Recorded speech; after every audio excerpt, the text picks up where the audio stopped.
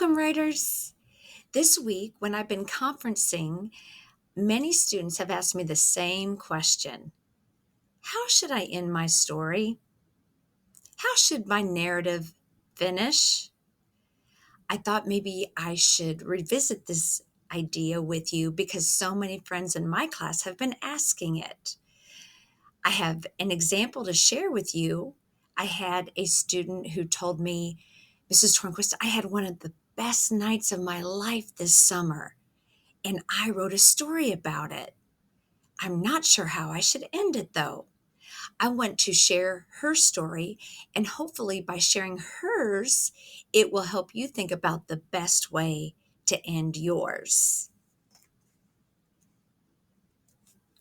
As I read this story to you, I want you to think about where in the story would be a great place to end. Here we go.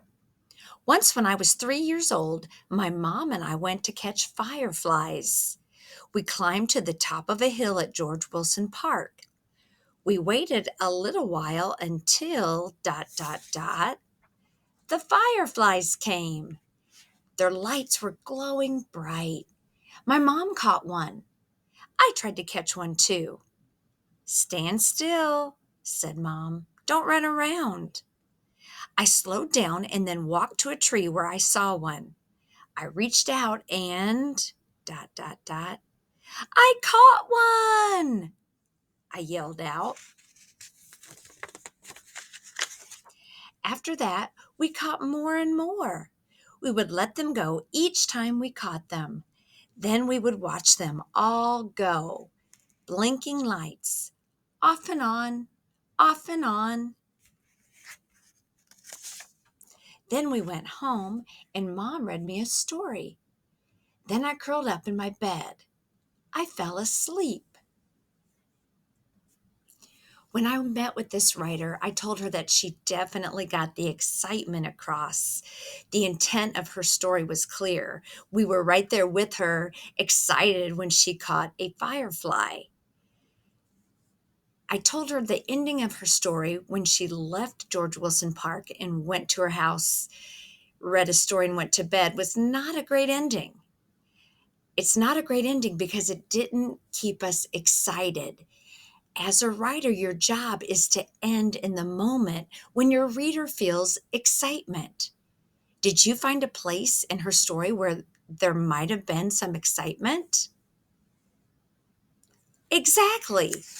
One spot she could have ended pretty early in the story is when she actually caught the firefly. I reached out and I caught one. She could have ended it right there. Another place she might have thought about ending was at the end of the third page when she talked about her and her mom catching them and then letting them go, their lights blinking off and on, off and on. I like that part because she used repetition. Both those endings would have been fantastic. Deciding to go one more page didn't add to her story. And if you think about our mentor texts, the ones we've been studying, they are great examples of how to end stories as well. In Owl Moon, the intent was to make us hope that she would see an owl. Well, how did Jane Yolen end the story? We saw the owl on the second to the last page, and then she and her dad headed back.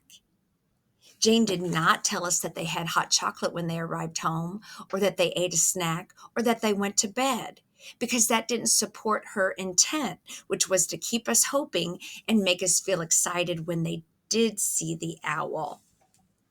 In Mean Jean the Recess Queen, this author's intent was to teach us a lesson, to teach us that it's great to be kind to others, and that recess can be a lot more fun when you have a friend.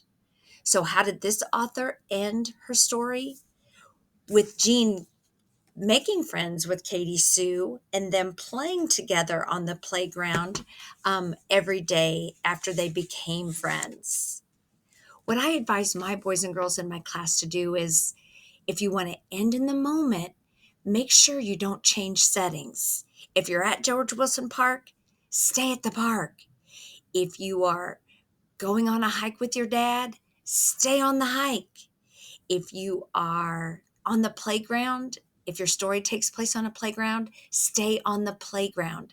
Mrs. Richard has taught us that setting is where and when a story takes place, and it's best to have your story end where it begins.